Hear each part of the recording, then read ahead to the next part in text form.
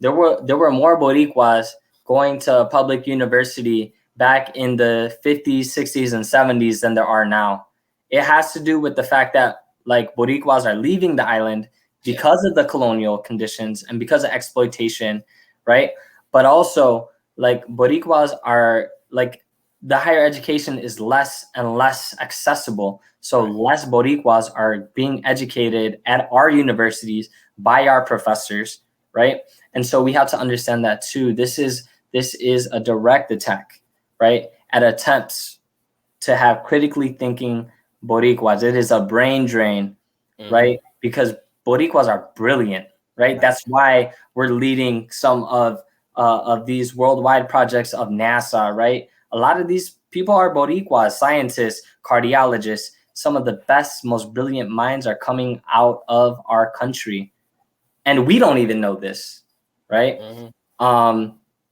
And so we have to be aware, and we have to continue this dialogue, but also move towards action and figure out what moving towards action might look like, right?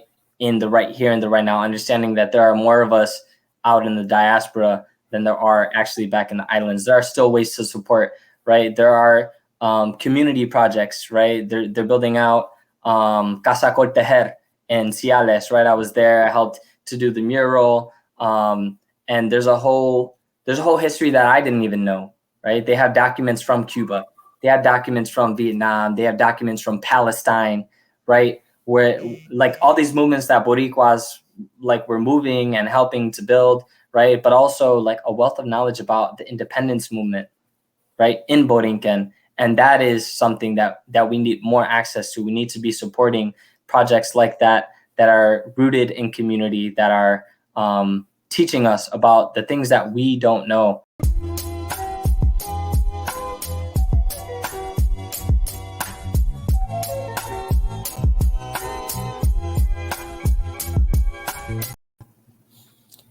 Hey everyone, how you doing? This is Nick from Anticonquista. I'm here with Comrade Libre, good comrade from down in Miami.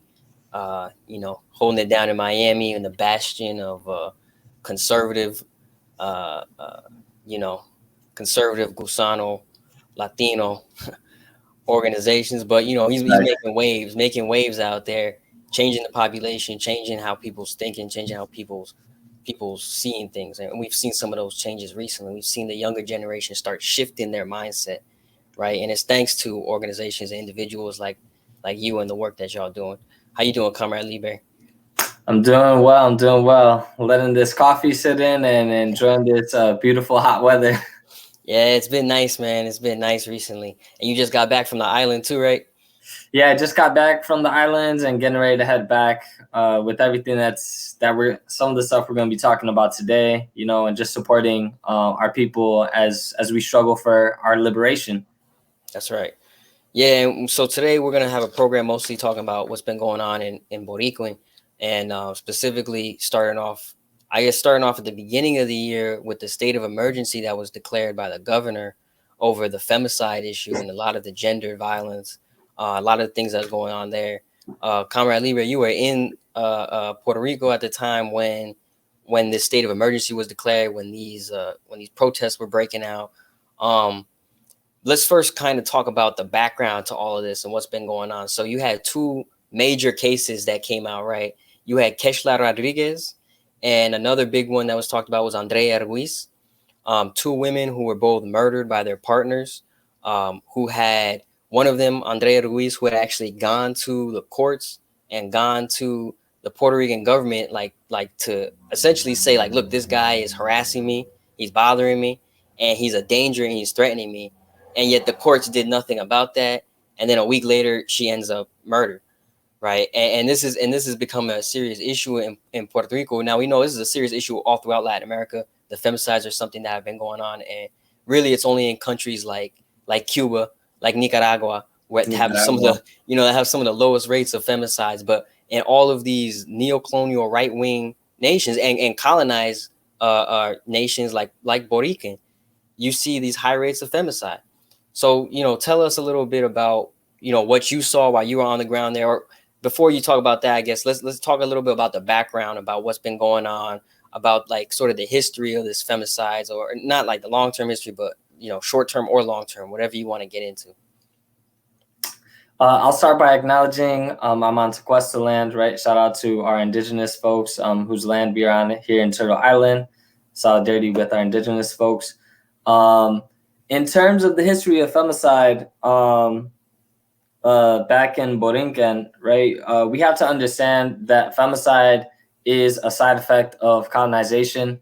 Not that it didn't exist before, right? But it is, it's given teeth, right? And it's normalized in a society that that normalizes patriarchy, that devalues human labor, and that devalues women, right?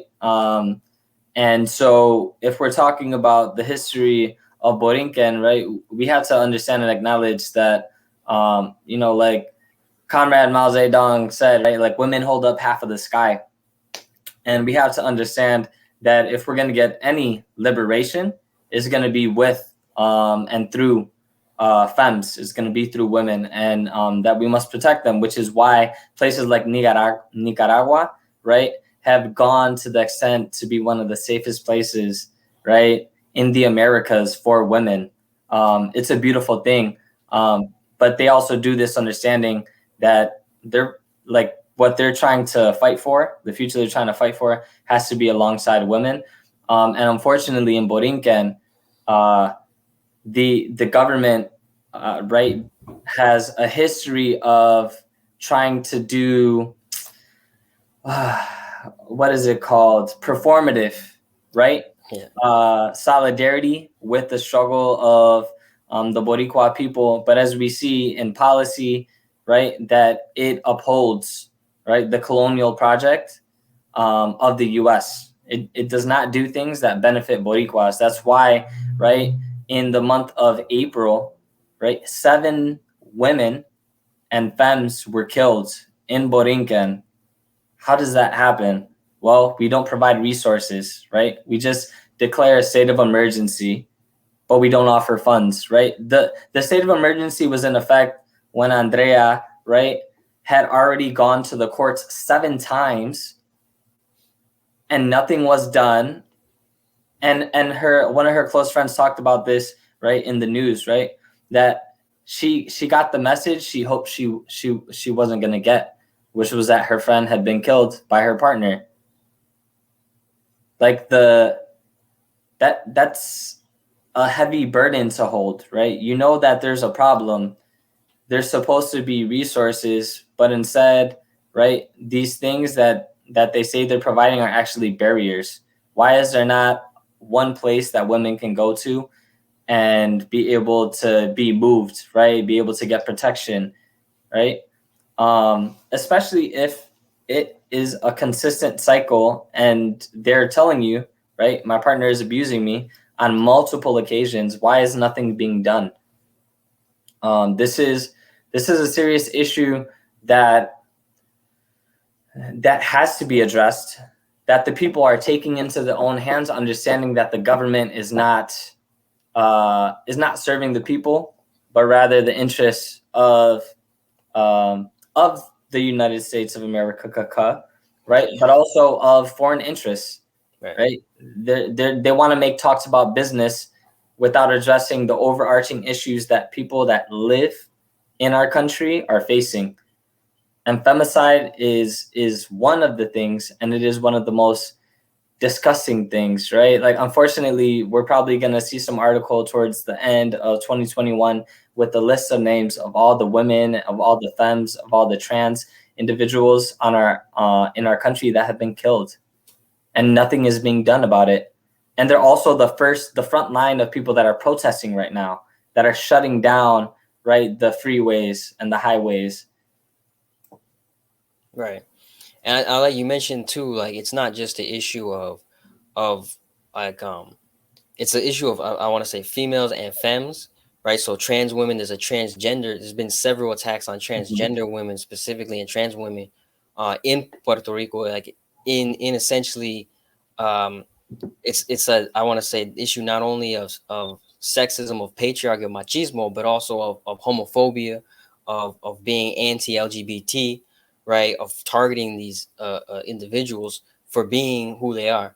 And I think too, it's hard to separate like the colonial legacy that we've seen in Boricua, right? So think about it wasn't that long ago we had 1/3 of our women who were sterilized by the U.S. state, right? How does that then play into that colonial mindset, right? How does that then play into that patriarchal and sexist mindset developed into the future, where now we've already treated our women as disposable, and now to this day they're still being treated as disposable, but now it's embedded into the minds of our own men, right? And that's something that we have to work on and try to get out of our own like colonial mindsets. Our minds have been colonized by what has been done historically to us. That's kind of one of the things I feel has occurred, right? And that's why one of this side of machismo can fester and exist in Boricua, right?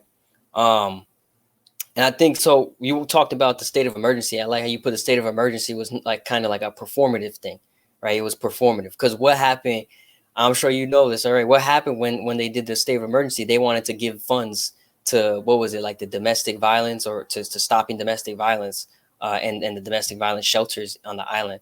But when they went to give those funds, they think they requested something like $7 million, and they only give them 200,000. And it was like clearly like the governor, they don't care. They just did this just to say that they were trying to do something, right? They didn't really give a crap about like actually taking those words and putting them into action. All they cared about was saying that they were going to do something. And then you end up with the cases like Andrea Ruiz, where, because they didn't put in that effort, and because you have the courts failing to actually do their jobs, which is to protect the people as what they say they're part of, right? Then you have, women like her being killed. So what was the response like? People obviously were quick to realize that the government isn't going to protect them. The law enforcement isn't going to protect them. The courts aren't there protecting them. So what was the response from the Boricuan people who went out to the ground to protest this? So there was protests, and there continues to be protests all throughout the island. Right, Colectiva Feminista, Bandera Roja, are groups that are really kind of helping to mobilize folks towards the issues that Boricuas are fighting for right now.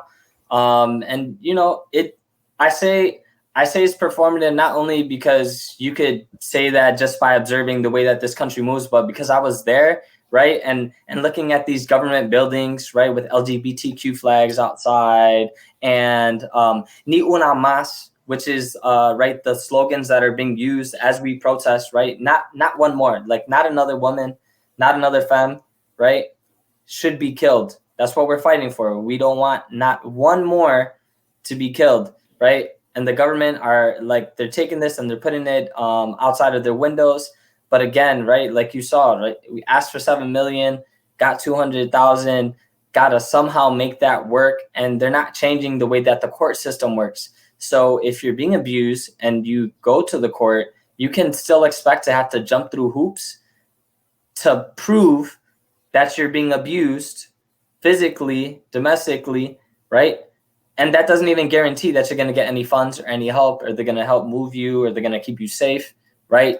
You're literally you're trying to prove that you're being oppressed, and still nothing will be done. So throughout the island, we've seen mass movements from San Juan all the way to Aguadilla. There's a list in May, right? I took my niece to her first protest. I was so proud. But we went because there was at noon, May 5th, I believe it was, we all went out. And throughout the island, there was protests. How many people know that was happening, right? To call the government out about declaring a state of emergency without actually putting actionable things that would change the conditions that women and femmes are facing, right? It was not being talked about. It's probably still not talked about. And this is oftentimes, right, the job of the oppressor, right? That we have a colony with a myriad of issues and people are not aware, right? that these things are happening. And so we have to be, it's very similar to what's happening in Palestine, right? We have to continue to talk about these things because it's not being talked about enough. And then we also have to figure out how we strategically move towards action to make things happen in a strategic way. And that's part of the process that's being done right now, right? Like organizations are like, okay, we know the government cannot do this, so protesting is good, right? How are we going to create foundations? How are we going to create organizations that can begin to address these issues on our own, right? Similar to Hurricane Maria, the government and FEMA was not feeding people. It was other Boricuas, right, that were breaking out the grills, that were putting up the tents for people that were being displaced from their house and feeding the people and providing these resources. We did that for ourselves because we know at the end of the day, the most reliable people for Boricuas are other Boricuas that are in struggle with us back in the islands and in the diaspora. Right. And that's another thing too I wanted to touch on was the diaspora. Like it's so important to bring these issues back to the diaspora because oftentimes they we don't, especially for those who either don't have the opportunity or don't go back and forth, or who have never been there, or whatever it might be in their situations or cases. It's important that we always connect it back to people in the diaspora because that's, what happens on the island directly impacts us, right? It's going to impact us and in our communities. Now, some people, of course, are not going to, everyone has traitors and sellouts in their own communities or amongst their own people, but we're not worried about those folks. We're worried about the folks who actually care about, being Boricuen and being part of our community and actually caring about their women, because what they're doing on the island to the women there and like the disregard for their life is going to happen the exact same way here. And we've already seen that, right? We've seen that through police brutality. We've seen that through just intercommunal violence and things like that, and how their lives and their bodies get treated, used, abused, and forgotten about by the same courts. They're not necessarily like the colonial courts like back in on the island. There may be the U.S. courts, but those courts are just as imperialist. They're just as colonial as they are here. Purpose. Right. It serves the same purpose here that they do back there. So it's important always to bring it back to the diaspora. And I think the other thing I'm interested in hearing about is what were some of you mentioned one of the demands, which is one of the slogans, right? Ni uno más, no more, right? No, not one more. What other demands, like what were the real demands of the folks on the ground in the protests, like in order to like combat these femicides? Obviously, we talked about, the funding issue, the domestic violence shelters, taking it more seriously. But what were the people like? What was like the driving goal? What did folks really want to see change? Folks want to see action. Like Boricuas are tired of hearing other Boricuas that are being sellouts, right? Vende patrias is what we call them, right? They're tired of hearing vende patrias like Pierluisi, right? And also the U.S. government, right? Say, oh, like we care about you, like we're gonna address this issue. This is not the first time there have been a series of mass shootings, right? Femicide has been an issue, right, in Borikén. Now is the time where people are talking about it, and rightfully so. But this is something that it's a systematic issue, right? It's a systemic issue. It's people's lived reality, like you said, right? Like we have a history where 1/3 of Boricua women were sterilized, and then you see the same thing happening in these concentration camps that they're using to hold immigrants, right? In the U.S., right? These detention centers, but they're concentration camps, right? And so what's being demanded is funding, but it's also not like give us these funds. It's like, no, fund this organization because we know that we can hold this organization responsible for helping our women. Like we won't have to jump through hoops because they're already doing this work. So the the feminist movement is really taking the reins and saying, these are the organizations you can fund. They already have the infrastructure in place and the systems in place to help us, because they're doing the work right now, despite the fact that there is a whole government with a shit ton of funding doing absolutely nothing, right? So they're being very specific, and rightfully so. You should be very specific, and they should be very specific with the demands, because otherwise it's left to interpretation, right? Yeah. For example, declaring a state of emergency. Okay, right. Do something about it, right? Don't just talk about this thing.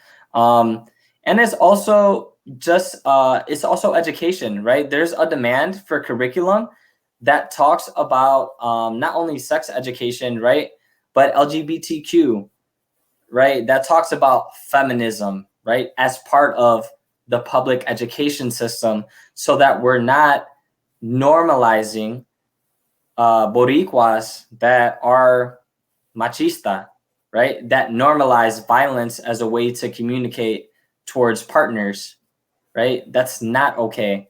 There's a huge that's a huge gap, right? That's how we can strategically change the future, by letting the children know this is not okay, right? We have to respect our women and our femmes, and we have to allow people to express themselves however they see fit. And we have to support them in that. Not just say that we support them, but physically, actionably support them, right? So that we don't go, right, these next 100 years continuing to kill and attack our own people and our women and our femmes, right? We have to address this through education, through funding of specific organizations, and at the end of the day, independence, because we cannot pretend that we can address femicide under the boot of U.S. imperialism. It doesn't happen. And more, this is what's coming up in protest, right? It's right. Like, we are anti-patriarchal, we are anti-racist, and we are anti-imperialist, right? So we have to understand, Boricuas have to understand, both back in the island, right, and here in the diaspora, that we have to end imperialism. Our island, our country, sorry, not our island, it's a series of islands. Our country has to be free, and we can begin to address those issues. Nicaragua did the same thing, right? After the dictatorship, after, right, the FSLN took over, that's when they were able to become one of the safest countries for women in the Americas. So we had to fight for an independent Borikén, and that will help us in addressing the root causes that allow people to normalize this violence against women and femmes. That's right. That's well put. And it's important, because it's like, how can we look to the same colonial systems that have historically perpetrated this violence against our women and our people? How can we look to them for justice to solve these issues? Of course, they're never going to solve these issues. Not the courts, not the police, not the governor. No one is, because they don't care about us like that. They don't care about our lives. They don't care about the situation in Puerto Rico. They care about making it into whatever rich haven, for white boys like Logan Paul and his brothers, like, to go there and party, do whatever. That's the kind of that's their end goal for not just, I don't want to say just Puerto Rico, but for all of the colonies that they own. Borikén, Samoa, Guam, all of them, right? That's the goal. So, I think it's that how you said it was really well put, and it's really important to emphasize that. And I think the last thing I want to talk about on this issue is specifically I want to say, what do we see in terms of going forward? Where do you see the movement going from here? Obviously, there's a lot, some other things have come up recently, and we'll touch on them. But do you see a combining of the issues, or like all of these issues uniting? Like you talked about how people, and I liked how you mentioned part of what we're dealing with in terms of this patriarchal issue is also an issue of being anti-imperialist, by fighting for independence, because that's how we'll solve these that's one way we can help move forward to solving the issue of femicides and machismo within the islands. So what do you see going forward from here? I mean, we have to use radical imagination, right? We always talk about the issues. What we have to do is to begin to imagine, right, what the solutions are, and that's going to be led by feminists, by femmes, by the LGBTQ, the trans community, right? And ironically enough, these are the people that are leading the mass movements here in the islands. In 2019, it was the women, the femmes, the LGBTQ community that took the reins and really led all of the protests. And so now we see the same thing happening, right? If anyone's like following any of the situations that are happening back in the islands, right? Like the people that shut down the highway were a group of women, right? Plena Combativa, I believe, right? And they're using drums. They're using things that, historically speaking, have been instrumental in revolution. And so I think the move forward is not, we already know what the issues are, right? It's how do we strategically and actionably move towards independence and center, right, addressing these issues in the process, right? It's really important to understand that what we're trying to do is not to create a utopic, right, socialist Borikén, right? We're trying to, like, as a scientific socialist, like when we get towards independence, that's going to be struggle. It's not going to be pretty. It's not going to be easy. Right. But in the long run, it's going to be the thing that allows us to survive as Borincans, as Boricuas, right? That have self-determination and sovereignty and can move in the ways that our people and our country need us to move, for us, by us, right? And so it's, a little bit more dialogue, but action. Like we have to be out in these streets, and we also have to be planning for the future when we are free, putting in and supporting these programs that can take on the task of addressing femicide, of addressing racism, of addressing patriarchy, of addressing the people that still might be comfortable with capitalism, right? No, we cannot have this. It has to be addressed through education, through learning, through struggle, right? Right.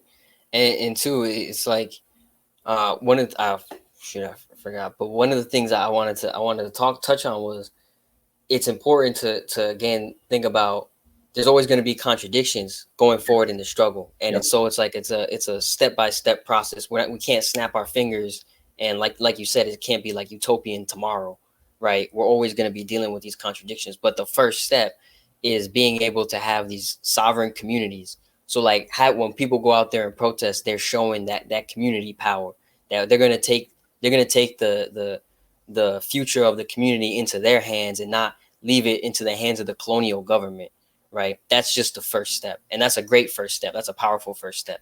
And so I'm glad that you're able to experience that firsthand, and be a part of that too. Like not just experience it from the sideline, but actually be involved, right? Yeah, and the diaspora has to go back. Right. We have to acknowledge the fact that there are more diaspora, like Borincans or Boricuas in the diaspora, Mm-hmm. and that we have to go back to our country to help support our people. Right. Because that is going to be vital. There's so many Boricuas that are living like outside that would love to go back. We have to not say that we need to create the conditions, right? We have to go and we have to do that. If not, right, what Pedro Albizu Campos said is going to be our reality, right? They want the land without the people. That's what they're trying to do. They're trying to get all of us out of Borikén so that they can go have their little vacation homes, make their playgrounds, make the beaches private, start to privatize everything. And then before you know it, we will be a people without a land. Right. And we just can't have that. The diaspora has an obligation to learn about our history, right? And eventually to make our way and to plan to be in Borikén, supporting our people in our country, and building the Borikén that we need, right? Under communism, right? Not under capitalism, under communism. Yeah. Right. And it's only the only people who could possibly do that is us. Like we are the ones who are to do that. You know, I think how you put it was perfectly well said. That's exactly what they're trying to do and what we have to do to stop it. And raise awareness. And you know, that starts with just raising awareness and consciousness right here in the diaspora and on the islands of what's going on. So just to close this part out, what would you say people, like what resources, what groups should people be looking to in order to stay informed on this topic of patriarchy, machismo, and femicide on the island? Colectiva Feminista is a great organization. Bandera Roja, right? Yeah. They're a social media outlet of the left that does a really good job of documenting all the issues that are happening. They write about it. They're at the protests. They're recording. So those are two organizations. Obviously, there are more. Those are the ones that I'm familiar with and that I can say like with certainty, like that we can support these organizations. And they're also places to start. Yeah. Like follow them, reach out, share the content. We need to be learning about everything that's happening. And if people don't have the ability to go back right now, like this is the way that we can help to support our people. Yeah, definitely. And, you know, just so people know, like, because this issue isn't going to go away anytime soon. It's going to keep happening. It's going to keep occurring. And it's up to us to stay informed and actually stay alert and then take action, right, with the education, with the knowledge that we have. And so with that, I want to transition to some of the things that we've been seeing more recently with Luma, because those protests have been just as strong, just as impactful and powerful as the protest against femicide that we saw only last month and in the previous months. Mm-hmm. So with Luma, we see that now. So there, just so everyone knows, to give a little background, Luma is a private organization, private company, energy company, which is made up of one Canadian company and a company based in Houston in the United States. They have completely privatized and bought out the Puerto Rican energy, essentially the electrical grid. And since I think they did this purchase like last year or something like that, or 2 years ago. They started it, yeah. Yeah, and now right after Hurricane Maria. Yeah. It was, of course, it's so convenient, right? Right after the hurricane hits, then they immediately privatize the entire electrical grid, right? And as soon as that happens, and they finish the privatization, and as soon as that happens, what happens? People's bills start skyrocketing, right? There's massive blackouts. People are left without electricity for more than 2 days, right? So the privatization of the electrical grid has completely devastated infrastructure, which has already been devastated and never recovered from the hurricane. And this is what we're dealing with now on the island. And this is why people are up in arms. Workers are up in arms. Women are still up in arms, right? People who have been unemployed throughout the pandemic and throughout the recession that's been occurring before the pandemic, since Hurricane Maria, people are up in arms, up in I want to say almost like a rebellion, almost fighting against the colonial system, the selling out of our country's resources and labor, of our nation's resources and labor to a colonial system, to like colonial corporations. So, what else would you want to add to that little background of what's been going on recently? I just kind of touched on briefly some of the points to give people a little history of what's happening right now. Yeah, if we want to know what the effects of something like this would do, we just have to look in history books and study the Cold War time period, where countries were moving towards privatization of resources and simultaneously moving into dictatorships that were funded by the US. And so we have to be very aware to allow history not to repeat itself. Boricuas are scared because we are being drained of all our resources, and the solution seems to be sell the island, sell the resources, privatize and make bills higher so that the only people that can afford to live there are foreigners. That's essentially what the government, this is a slap in the face to Boricuas that are electricians, that are part of, right, the union, that have done a lot more work with less resources, right? And the government has told them, oh, like, we can't, you know, like, we can't provide resources, we can't help you update the power grid, right? But then this foreign company comes in, and all of a sudden they find millions of dollars from FEMA to support this foreign entity, and now they're giving them a contract, right? That has a lot of stipulations that ensure that the Boricua people are not benefiting from this, and that's important to note, right? The only people benefiting from this is the government and Luma, right? And also there's a whole bunch now, right? This is a direct attack on the union as well, because now there's a whole bunch of unemployed electricians that have an understanding of our country, that know the people in our country, that are accountable to people in our country, and that do this work because they know when natural disasters hit, right, we need electricians that can get the light back on. And who has more urgency than the people of our own islands, right, that have families, right? They want to get the electricity back on because they're affected by it as well, versus foreigners, right, who have no responsibility, who have no accountability to the Boricua people, right?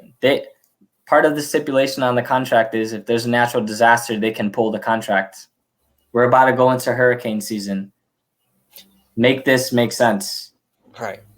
How do you have that stipulation on a Caribbean island which faces hurricanes every single year?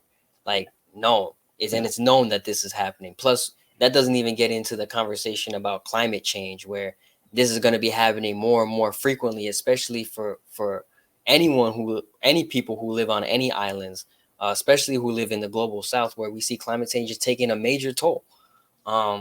So it's crazy. It's crazy how they've done this massive privatization of the entire electrical grid. Like, they're completely selling it out to major corporations, as if, not only doing that, but doing that against the will and against the desire of Boricuans, not just the people, but also some in the government. The House of Representatives in Puerto Rico voted against the privatization unanimously, and yet the U.S. forced it onto the island.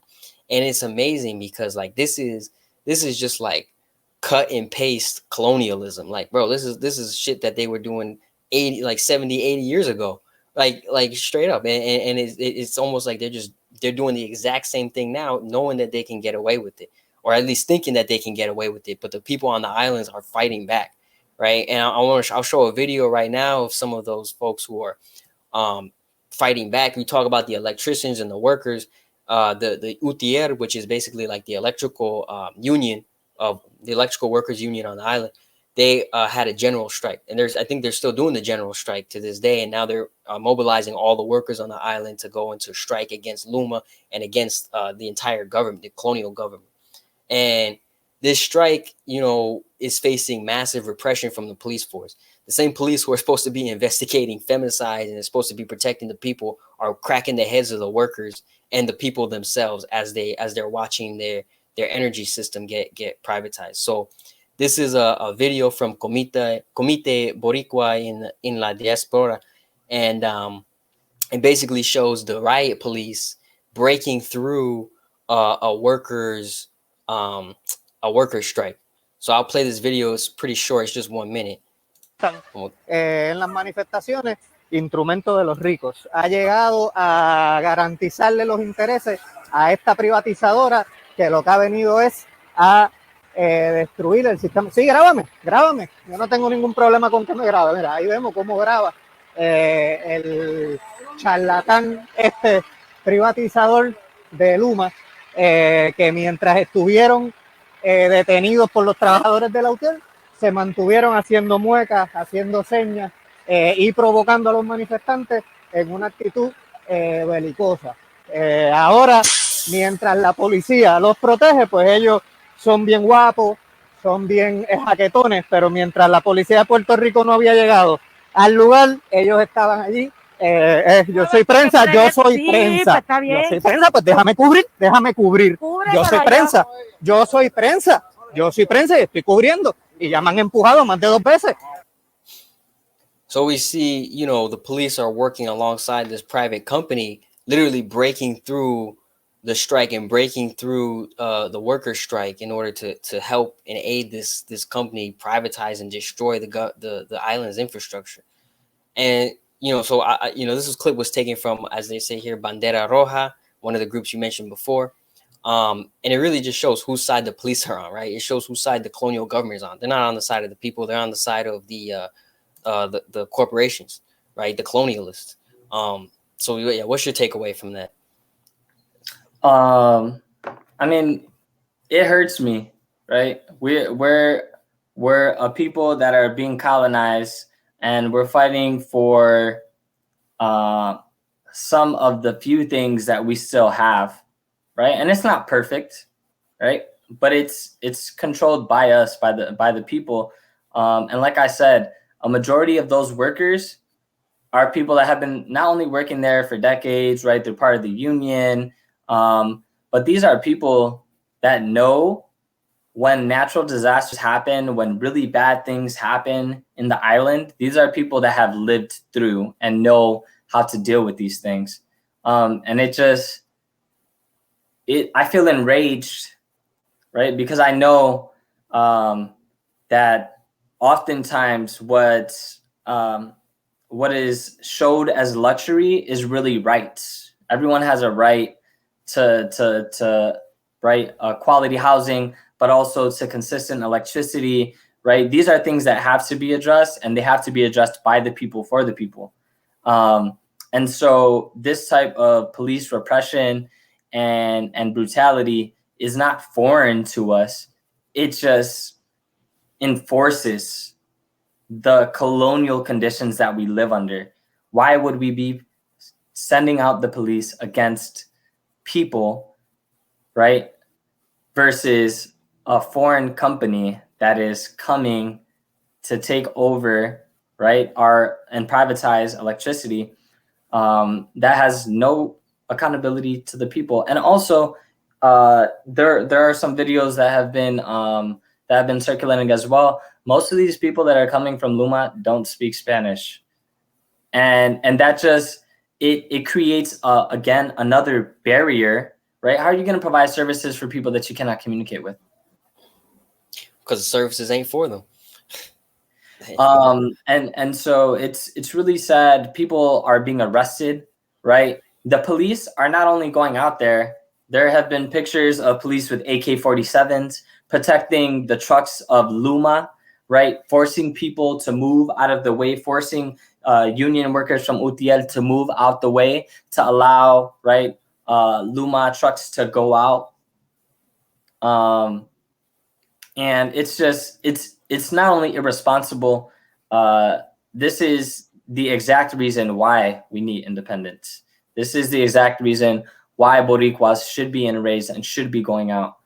Because if we allow this to happen, it's just a matter of time before they continue to privatize more and more. They're already talking about selling forest land that's supposed to be federally protected land, right, to developers, all right, which would affect El Yunque.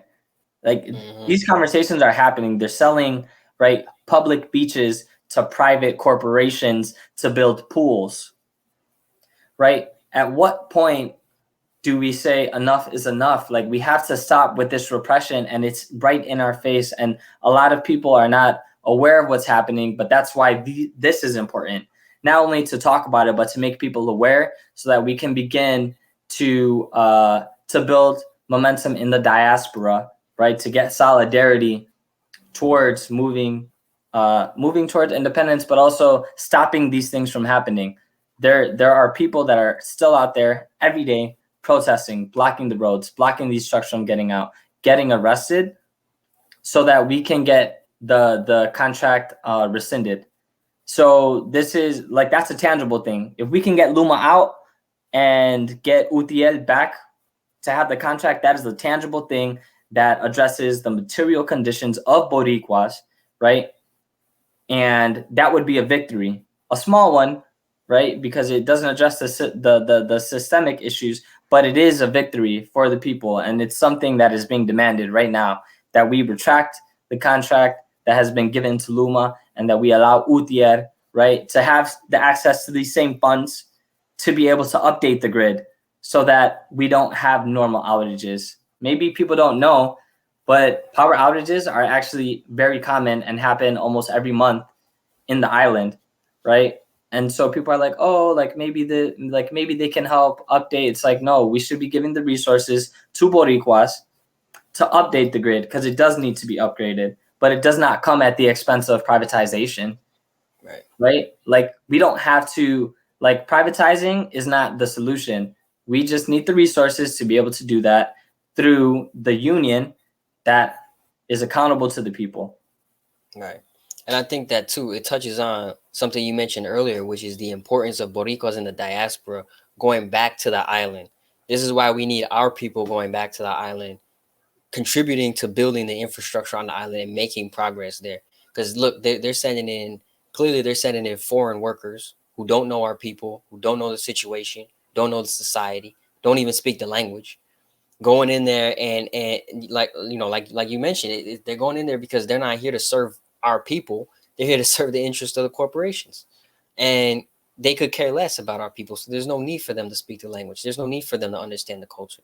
And we've seen too, I remember seeing the videos of this privatization is not just happening in the electrical grid, it's happening on the land, right? They're taking land. They're taking, like you said, they're privatizing parts of the beaches. And what they're doing is they're building huge high rises, whether they be penthouses or whether they be new luxury hotels. Building a casino. Yeah, building casinos. Like who is that for? That's not for the people of the islands. Who they're not going to be able to afford that, right? It's built for these foreigners. It's not just, I don't think it's just Americans. It's just, for Europeans. It's for anyone who's rich enough to come onto the island and spend tons of money on whatever they want, right? This is bigger.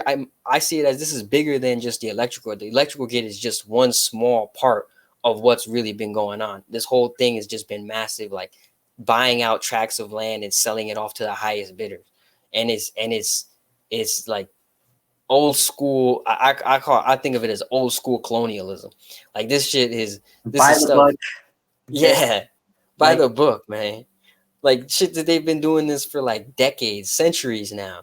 And that's why it's so easy for them to do it, because this is like, we've done this before. We know these strategies and we can do it again.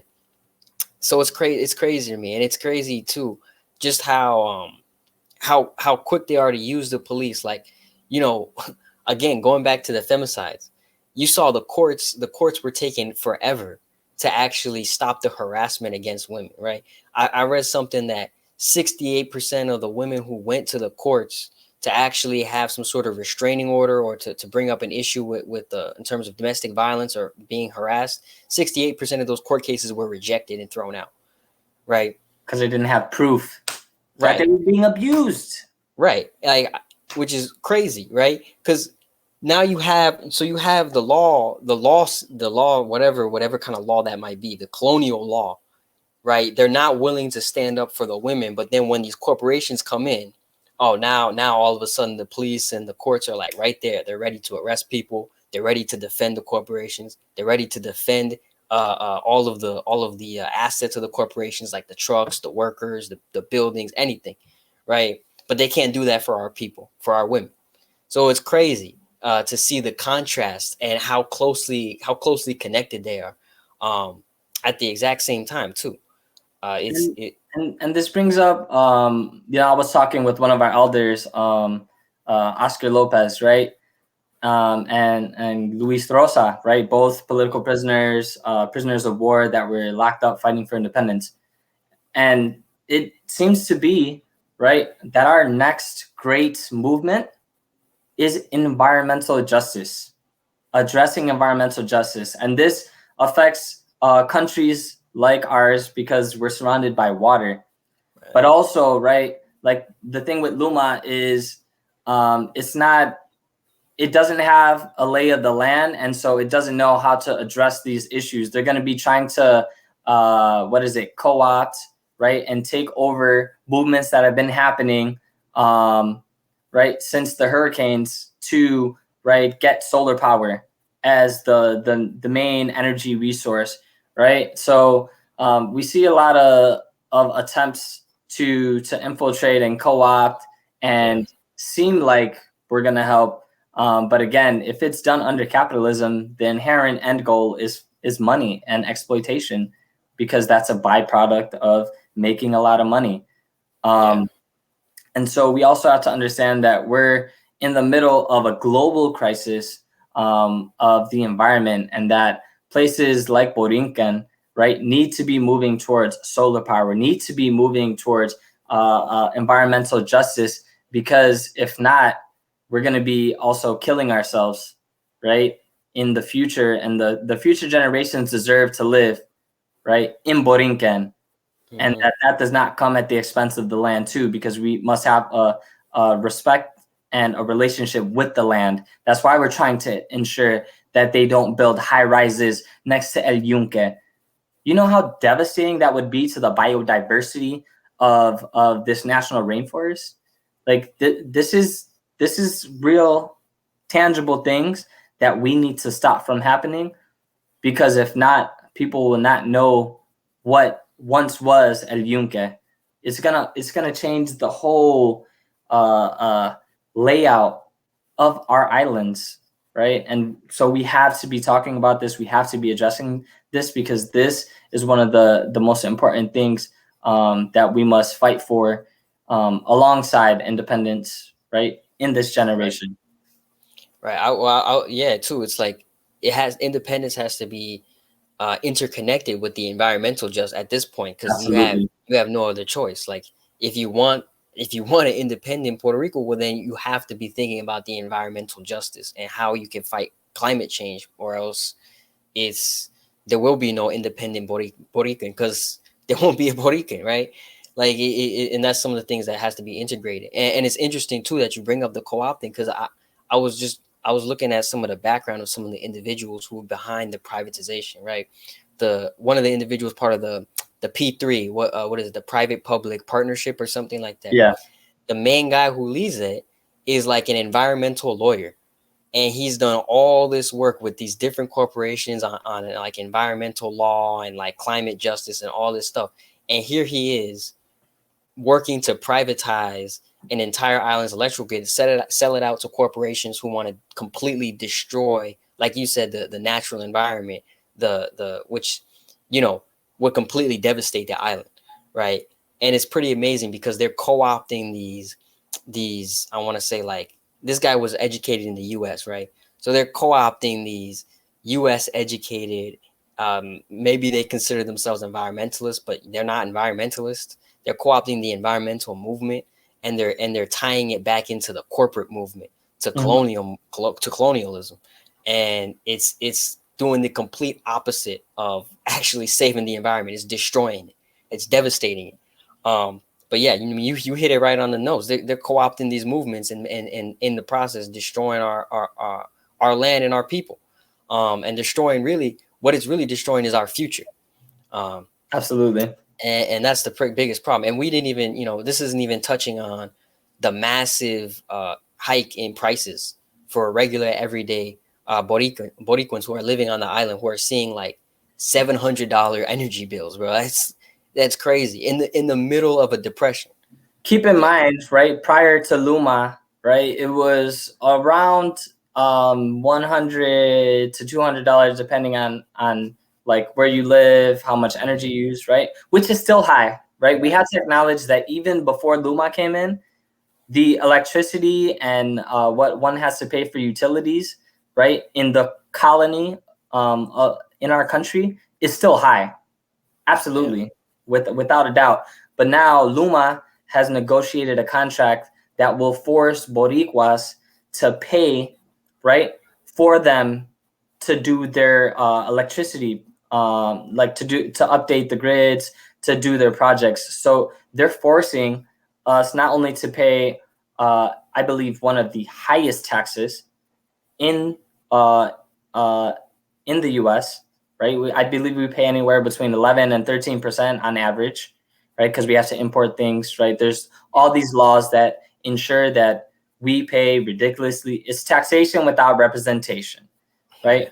And also we need freedom because we don't want to be affiliated with, and we should not be part of the colonial project, the settler colonial project of the United States of America. That has to be clear. We are not, no one in, like a majority of people in Borikén are not asking to be part of the US. We know how they treat us, and we know that our solution, our liberation, is not being included as the 51st state. Fuck that. We have to debunk that shit, and it shows, because people will be like, oh, but didn't a majority of people go and vote? No, a majority of Boricuas don't participate in the voting system that has been that was given to us, right, by the occupation of our land. We don't enforce voting for the U.S. or in U.S. politics, because that's not, we can't acknowledge something that is at the expense of our people. So most Boricuas do not go out to vote. So let's be clear on that as well, right? We do not want this. We do not acknowledge the occupation of our land and the government that does that. And so, yeah, these are real conversations, and there's just so much that we can talk about and so many issues. But Luma right now, like, we need to be giving it all our attention, and these contracts and these attempts at trying to sell public land and beaches, right, absolutely has to be central to our talks in the diaspora about how we support our people back in the islands to ensure that this does not go through, and that we are doing all that we can, right, to support that as well.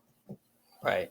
And I'm glad too you mentioned, and you know, we're gonna probably wrap up soon. We're at about 55 minutes, so almost at the hour mark. But the last thing I think to talk about, I'm glad you mentioned the statehood thing, because that suddenly became a big topic, a big issue. You know, you have some politicians like AOC coming out here, and progressives, liberals coming out and saying like, oh, well, why don't we just make Puerto Rico a state, right? I think now is the time to make Puerto Rico a state. Like, what they leave out though is the whole thing that we're talking about Luma, about privatization, that will only get worse if it becomes a state. Their goals of moving the people out of the land, it will only become easier for them to do, right? If they pass some sort of statehood bill, and to try to pass it off as, well, this is, they, like you said, they do two things. First, they try to say, well, it's in the interest of Boricuans, right? It's in our interest to be a state.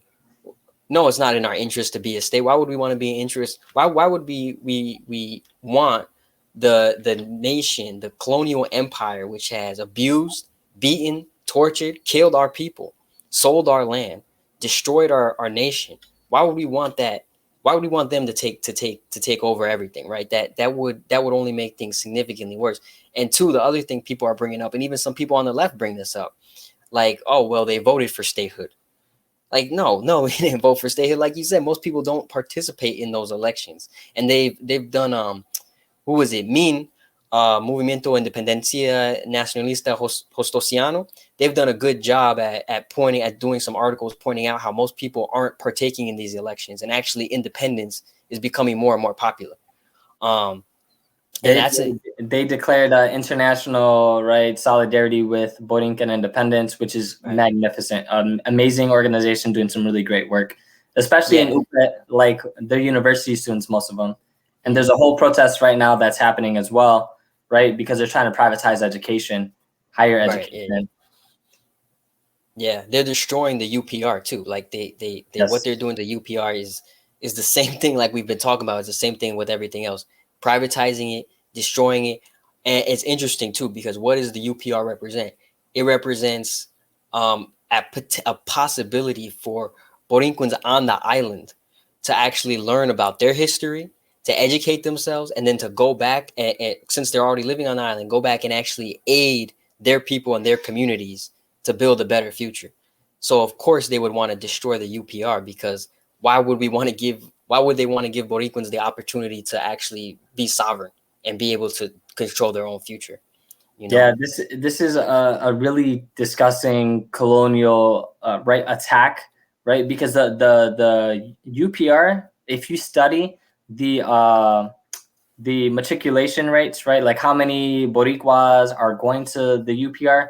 There were more Boricuas going to public university back in the 50s, 60s, and 70s than there are now.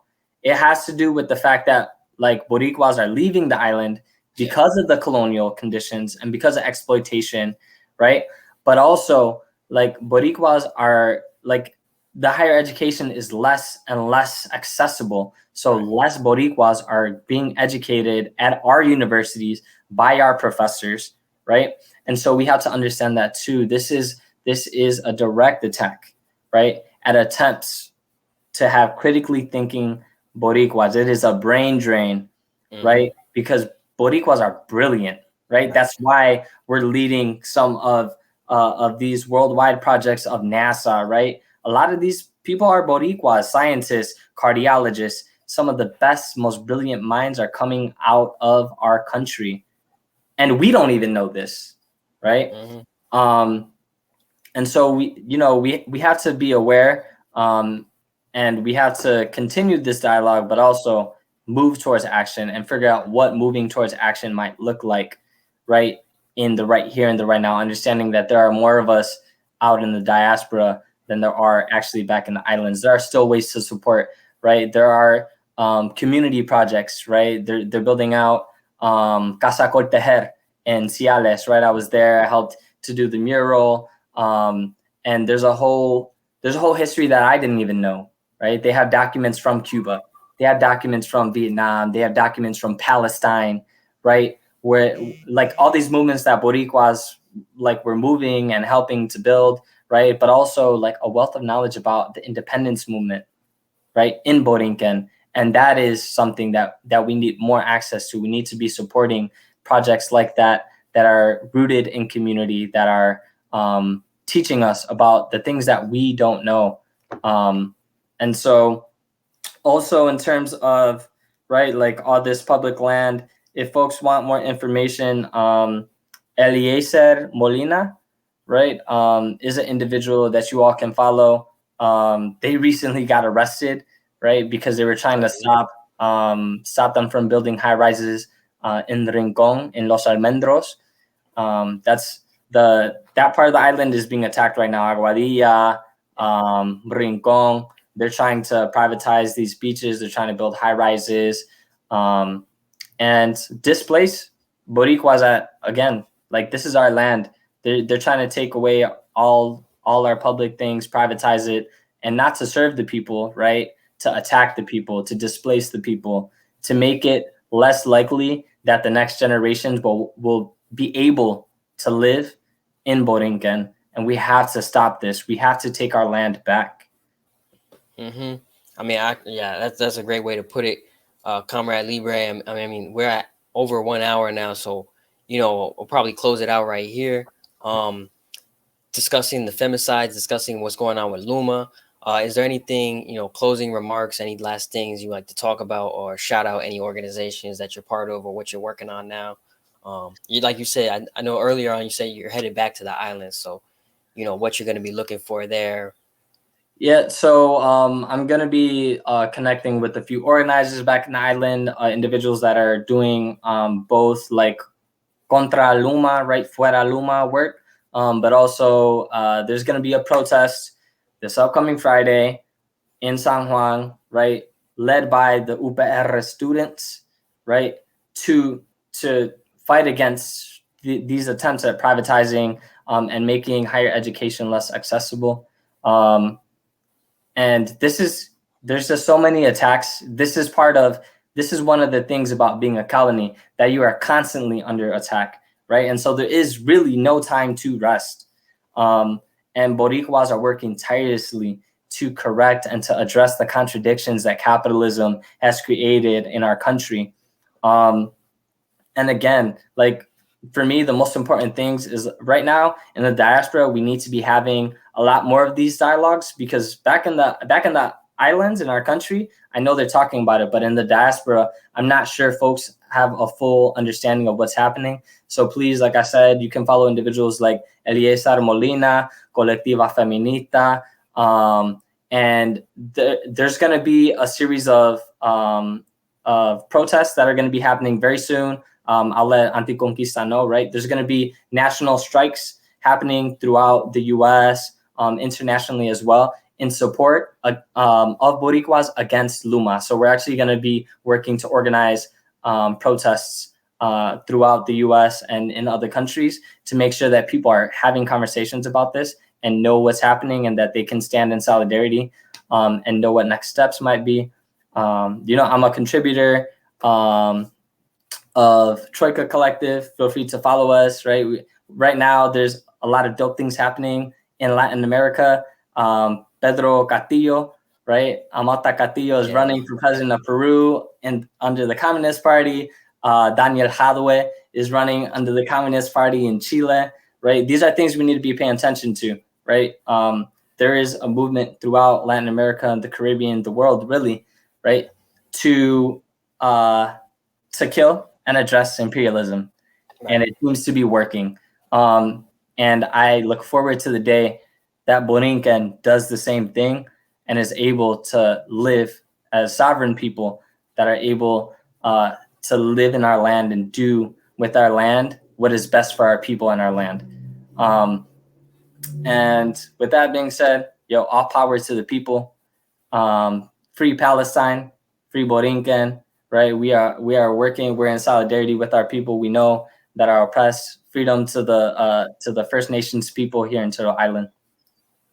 That's right. All power to the people, brother. And thank you so much for coming on. And actually, you're the one who brought this up to us. So thank you so much for talking about this and talking about your experiences and having this discussion.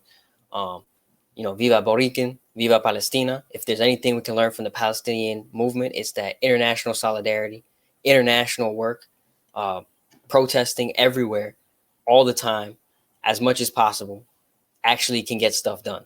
And we saw that with Palestine, right? Absolutely. We saw that, and that was an inspiration. That should be an inspiration to all of us, especially in Latin America, especially in Borikén, where we're fighting almost the exact same struggle as the Palestinian struggle. It is a national liberation struggle.